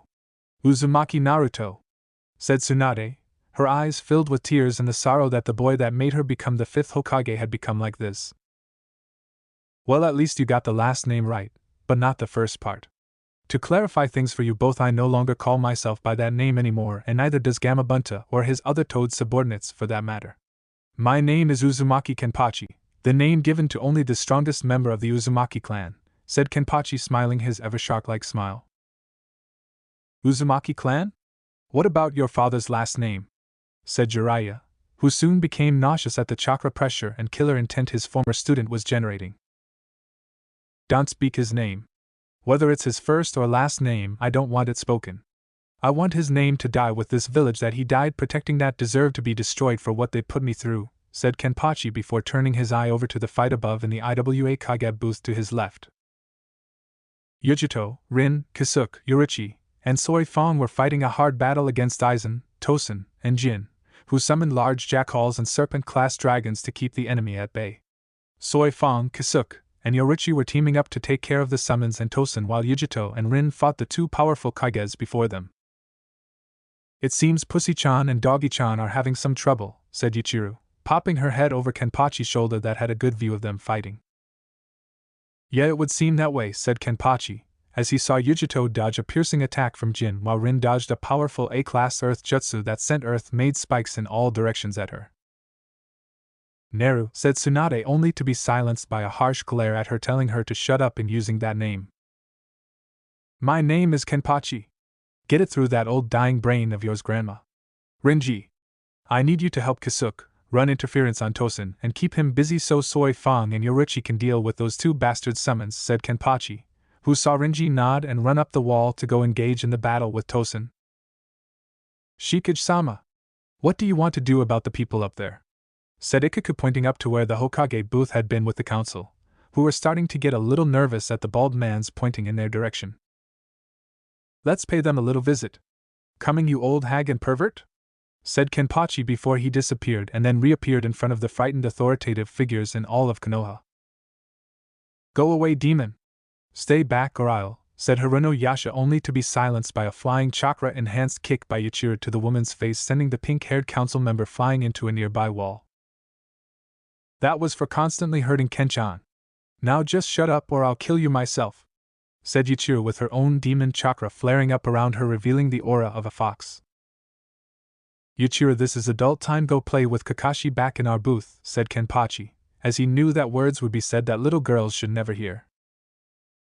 Okay, Ken-chan. Bye, Mommy Brady-chan. Bye, Mommy Windy-chan, said Yuichiro, running off to toward her rather play with the dying leaf shinobi as if what she just did was nothing out of the ordinary. She called me Mommy, thought Temari with stars in her eyes at the thought, with more children calling her that when she had kids with Kenpachi. Damn you Harunos are just as bitchy as ever, if not more. Tell me, Haruno team, just how many men did you have to literally screw before you became a council member for this village? Why did you even marry that asshole you call a husband? I mean, did you need a paternity test with Sakura so he would marry you, or did that come after sleeping with several people during your little so-called marriage, said Kenpachi before looking at Sakura in her wheelchair, who was in tears with sorrow and anger at what he just said. Damn you demon filth and all your kind. You should have died when you were still an infant, said Danzo, drawing a sword with his one good hand with his loyal bodyguard Sai next to him ready to fight. No sooner had they done that a large shadow consumed theirs, and behind them was one angry Sajin fuming behind his helmet at the arrogant words of the root leader. Sai and Danzo, acting on instinct honed by years of training and battle, attacked and aimed for Sajin's head, breaking the helmet to pieces, revealing his fox-like face to them all. Another Kyuubi, said Hamura in shock at seeing another fox-like creature with the bipedal form of a human, as Sajin grabbed both Sai and Danzo by their throats, squeezing them with all the strength he had. You wretched humans think that you're so special because Kami has favored your form of species the most in your time of living in this world. What arrogance! To think that you possess this knowledge and the belief you are the superior species of your world is sickening to those who have suffered because of your atrocities. Namely Kenpachi and me, said Sajin, growling as he bared his fox-like teeth at the two in front of him before squeezing harder, making his victims' heads turn dangerously purple. Within mere moments their heads exploded, spraying blood, bone, and brains everywhere. Well, with that out of the way, do you think it's time Sakura knew the truth? Said Temari, now appearing next to her future husband Kenpachi after flying up to the Kage booth with the help of her iron fan along with Hinata, who simply appeared with a poof looking as majestic as ever. What truth? What are you talking about? Said Sakura curiously, looking at the three of them, wondering what was going on, and what secret they knew that she didn't. That my sweet Hinataheim here left you completely empty inside of your reproductive department, said Kenpachi, smiling at Sakura, who looked as if she had just been told she was the daughter of a demon lord. What? What did that bitch of a do to my sweet baby? Said Harina Yasha, as she now got up from the ground looking at Hinata with seething hate. Let's put it this way, your daughter's womb, with all her necessary reproductive parts, was purged of all potential life-making ability, and can no longer have a shot at having a child. Sucks to be you and your daughter, huh? Said Temari, now smiling smugly at the Harina women, who were shocked beyond anything. Tsunade-sama would have said something, said Sakura, not wanting to believe what she just heard, thinking of her chances to be a mother, much less the mother of Sasuke's child, was something she didn't want to hear. Who do you think hid the news from you, Sakura? And who do you think taught me how to deliver the blow to you all those years ago at Kenpachi-kun's favorite place to eat? Said Hinata in an innocent yet still deadly voice that said, I did it, and I'm proud of it. You traitorous demon-loving whore of a bitch! Yelled Sakura, as her inner Sakura came out to express how she felt about the whole situation.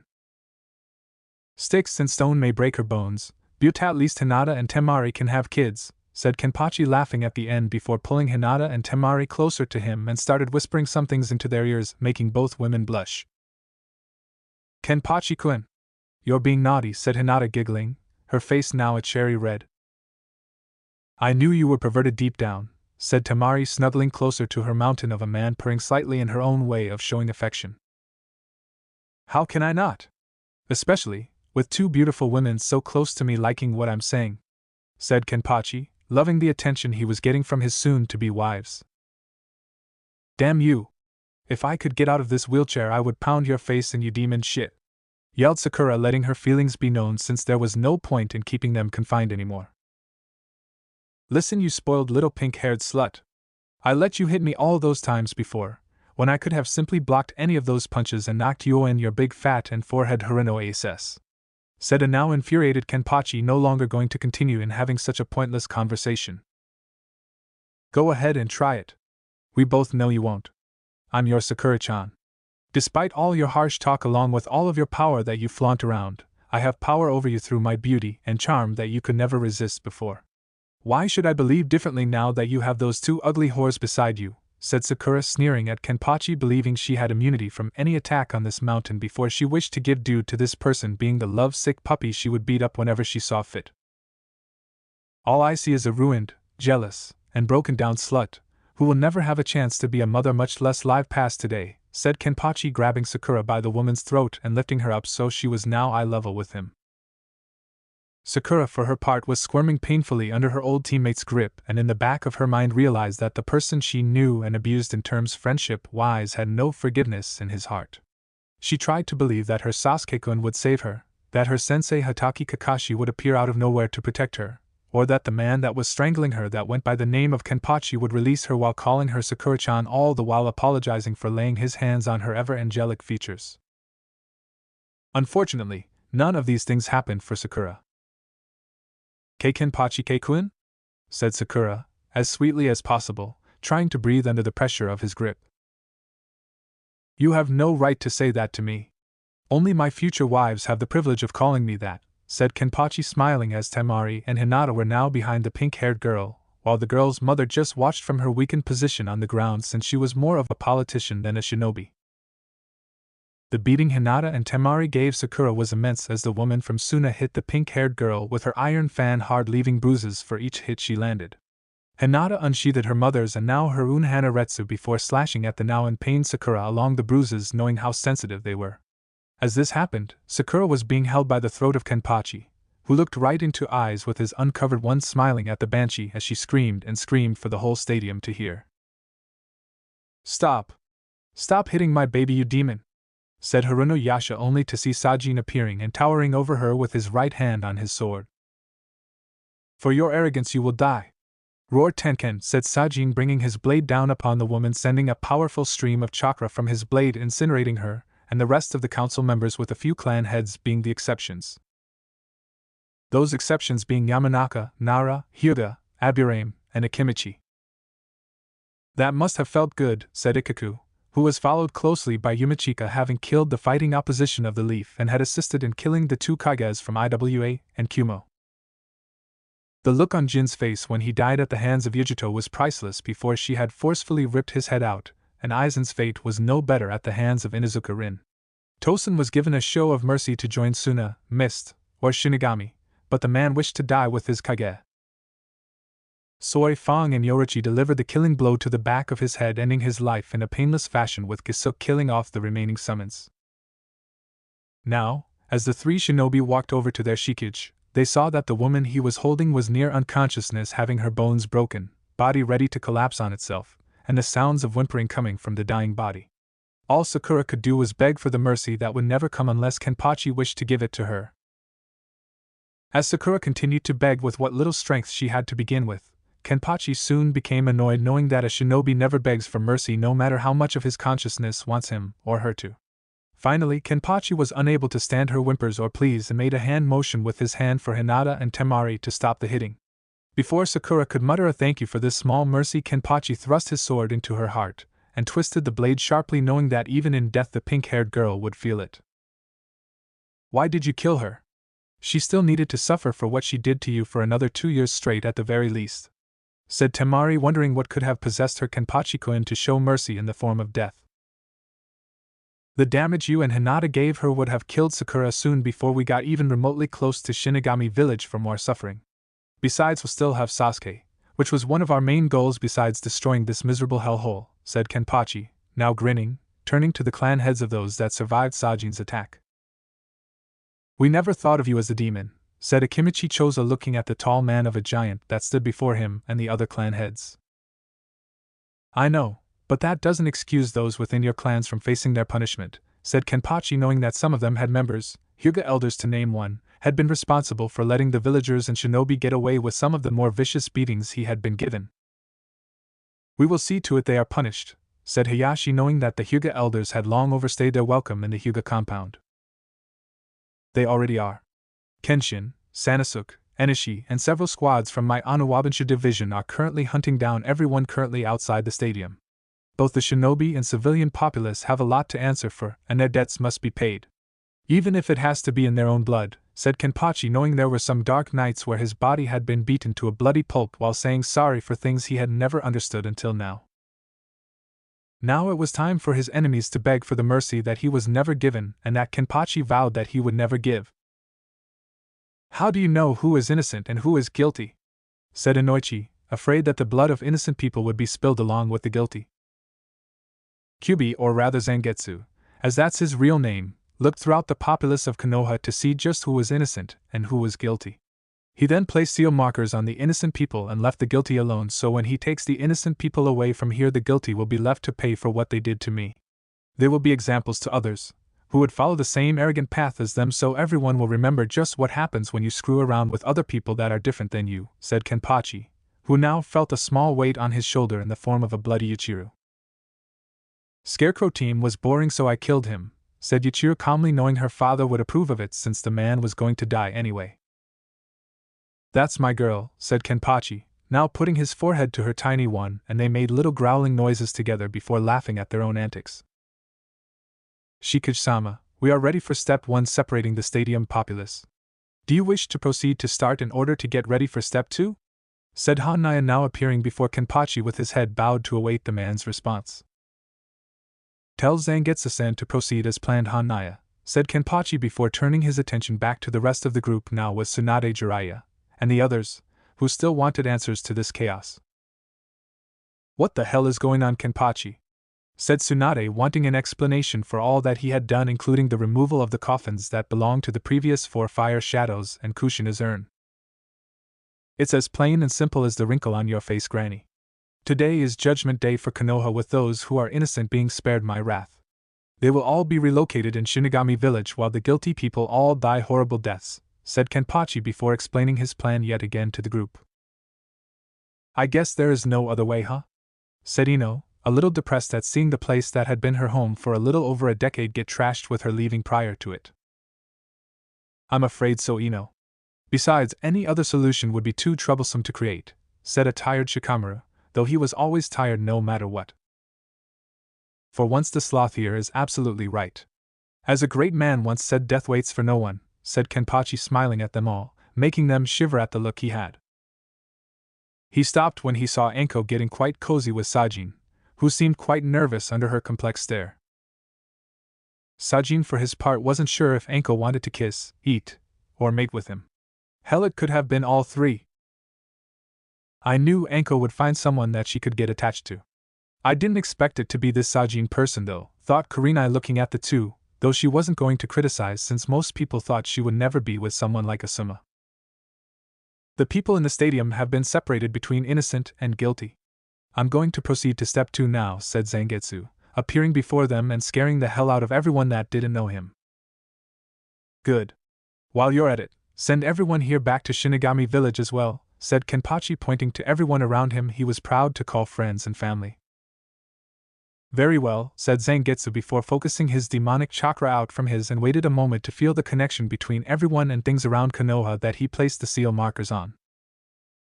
I hope they have good food in Shinigami, said Choji eagerly in anticipation as he now rubbed both his palms together, waiting to see what the food was like. Some things never change, thought Shikamaru, shaking his head while Ino hit Choji over the head, yelling at him for thinking of his stomach at a time like this. Demonic art. Demonic transportation jutsu, said Zangetsu in a demonic voice as he let all of his demonic chakra out, and surrounded not only the people around him, the people in the stadium, but all of Konoha too. Wait. Kenpachi-kun, you're not coming with us? Said Hinata, looking at her love. Sorry, Hinata-heim, but I have some things left to do and I can't do them if I come back to Shinigami Village. Don't worry, I'll head straight back when I'm done. I promise, said a now smiling Kenpachi, kissing her forehead before moving to her lips, making her moan into what could only be described as sheer bliss. You better. If you don't, I'll find a way and kick your ass, said Temari, though she knew that Kenpachi would not fall to anyone in Konoha. I'll make a note of it. See you all soon, said Kenpachi as they were all soon teleported away from him, leaving Konoha very empty on the outside of the stadium except for a lot of corpses that used to be people. It wasn't long before the people remaining inside the stadium were sent to the arena floor with the aid of Kenpachi's close allies in this invasion, and boy were these villagers upset. Kenpachi heard them shouting to be released, how they wanted him dead, and the same old stuff they had been yelling at him for most of his current lifespan. All right, you assholes, shut up and listen. The reason I had my dear friends and allies bring you down here to this stadium floor today was so you could all get a good look at me. In case you have forgotten who I am in such a short time, let me remind you I am your so-called demon, monster, and beast that some of you have called me on a nice day when you weren't acting drunk or stupid. As of this moment, I want you all to take a good long look and remember my face, because in the next 30 seconds I'm going to attack you all and I'm going to show you just how much of a demon I can be, said Kenpachi, as he unsheathed his blade before them while the Death Four appeared on each corner of the now frightened populace. For violent flames formation, said Death Four, creating the impenetrable barrier they had ironically used against Konoha 3 years prior, and on a Kage no less. Now they were doing the same thing, only instead of using it to trap the Kage, they were using it to trap a frightened populace of arrogant people, who would never change. The third Hokage would be rolling over in his grave if he found out about just what you were about to do, demon, said one villager, picking up a stone and throwing it at the eye-patched warrior. He sheltered you, and this is how you repay him, said another villager, who soon followed with more and more people trying to throw whatever they could at Kenpachi. You should be on your knees thanking Kami we didn't kill you as a child, said a very angry woman, wishing she could have killed the boy as an infant. You should be on your knees right now kissing our feet since we let you live this long, said someone from the back of the large populated group, with each moment turning their anger into the power needed to fight back. That power was snuffed out by Kenpachi as he let out all the chakra, killer intent, and all the hate he could muster for these stupid people around him. They had the nerve to think that he should humble himself before them. They should be thankful he waited as long as he did in wanting to kill them for what they had done to him, and now they were thinking the other way. That was the last straw, he wouldn't hold back anymore, and to make sure that happened he removed all the weights along with his eye patch to let the fury out. The effect of doing that was instantaneous, shooting Kenpachi's chakra all over the place even more than it already had, scaring the living hell out of his prey. As he had told them before, they wanted a demon, they were going to get a demon, and they were going to get it in spades. Ladies, gentlemen, and assholes that are now standing or are on their hands and knees before me today, I would like to thank you all for being here as one large group, as I am about to send each and every single one of you, who made my life miserable for your own enjoyment, on an all-expense-paid trip straight to hell, said Kenpachi just before a fox-like skull appeared above him, howling for the blood of the people right before charged them all in a berserker-like rage. No one was spared within the barrier that didn't wear a Shinigami headband. When it was all said and done, Kenpachi reigned in his power, put his eye patch and his weights back on before addressing his allies. He figured that since they put their shinobi in danger in this alliance, they should receive their fair share of the spoils from Konoha to help their villages grow in the future should IWA or Kumo try anything again. After they divided the scrolls of countless jutsus the village had that might best suit their own well-respected villages, the three Kages left the bloody, slowly burning to the ground Hidden Leaf Village, and never looked back as the flames grew, slowly destroying the monument heads one by one until even those faces that were immortalized on the mountain had fallen to the remnants of the fires of war. Shinigami no Sato 1 week later. Kenpachi arrived with his remaining shinobi forces that stayed with him, having walked all the way back with his fair share of the spoils locked away in scrolls. The people had embraced their Shikage with open arms, praising him for removing the arrogance of the leaf while saving those who were innocent and pure from its own destruction. The man barely got 10 feet through the village gate when the Konohamaru Corps rushed up to and hugged him, with Konohamaru thanking Kenpachi for taking his grandfather's coffin out of Konoha to a place where he could be respected. Kenpachi was proud of the young boy and told him that with enough training the kid could become the knight aim of Shinigami should the torch need to be passed. Ebisu watched from afar as the trio with Kenpachi were happy and content knowing what had happened to the leaf and accepted it. The elite Jounin had worried at first for the 3 young genin, but realized that even kids grow up sooner than you think, and this was one of those times. Kenpachi with the Corps eventually made their way to the Shikage Tower, where they were greeted by his close friends and family, who were waiting for him. Word traveled fast in Shikage, as it did in any village that heard solid information, which had resulted in Hinata and Temari forcing everyone to the tower for them to all meet him again. Poor Shikamaru was still sore from the hit to his head by both Temari and Ino when he said going to the tower was troublesome. When Kenpachi entered his office, Temari and Hinata ran up, hugging him upon impact, while the males of the group watched with envy at the man getting such beautiful women. "I have a question about Kenpachi-sama. What will happen to Sasuke?" said Niji, trying to be as respectful as he could, all things considered, with the man being the death shadow of the entire village. "Don't add Sama to my name. It's bad enough I can't get Kimimaro to stop saying it, but I don't need it from any of you guys either. As for Hyuga Sasuke team, I've ordered Kimimaro to have him put in one of the deeper dungeon areas below the tower. He will have a deaf mute, making sure he gets his meals every day so he can live and think about his actions in life. I place special seals into his cell itself that disrupts any and all use of his chakra, so he can't use the Byakugan or any of the jutsus he may have learned from Kakashi team," said Kenpachi, having learned about seals from various books that he had taken from several of Orochimaru's experiments and his own private office. "What if he gets out?" said Tenten, not wanting a rampaging Hyuga with nothing to lose near her or those she loved. "Not likely, but even if Sasuke did, he only has one arm to work with, and the seal on his head would kick in when he is near me or someone I'm close to that he may try to kill. The more anger he puts into his very being, the more pain the seal will generate every time he tries to attack someone. Even with the slightest bit of anger towards someone he sees will cause him an unimaginable amount of pain. Knowing Sasuke, he'll never figure it out, and by the time he does, will be nothing but a broken down one-armed old man with no strength in him to so much as let out little swear words that couldn't harm a 15-year-old. He's probably in pain right now," said Kenpachi, chuckling at the thought of a gray-haired Sasuke looking defeated in a way that was worse than death. "You're a sadist, man," said Shikamaru, shaking his head at the thought, with Ibiki nodding his head in full agreement with Shikamaru at the term given the description of the design in Kenpachi's torturing methods. "And proud of it," said Kenpachi before explaining how things went in the Leaf after Zangetsu took them all to Shinigami Village, and explained some things that happened since he left them during those 3 long years. "So what happens to us?" said Jiraiya, pointing to Tsunade and himself. "Well, I could use some advisors on things on account of your experience, but I'm going to lay some ground rules on peeping, gambling, and above all drinking with you too," said Kenpachi, knowing that if he was going to get them to be serious, then he would have to stop the things that made them slack off. After much protest by the 2 Sannin for 10 minutes of their ranting, it was soon quieted by Kenpachi from his chakra pressure having enough of their whining. He told Jiraiya to date Tsunade, and Tsunade to for once agree to it without punching the old super pervert into another village. In the days following, Shikamaru was promoted to Jounin right away and was told to run and train the next group of shinobi strategists that will come their way.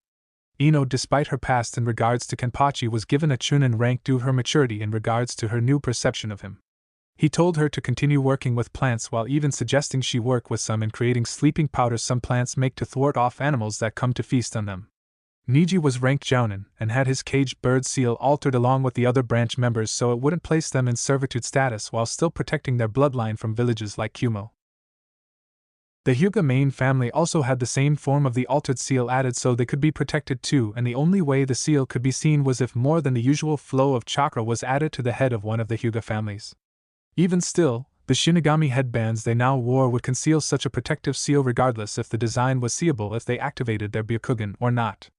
Tenten was made a Chunin with much to be learned in the ways of things outside of weapons while needing to focus on more of her ninjutsu, genjutsu, and taijutsu.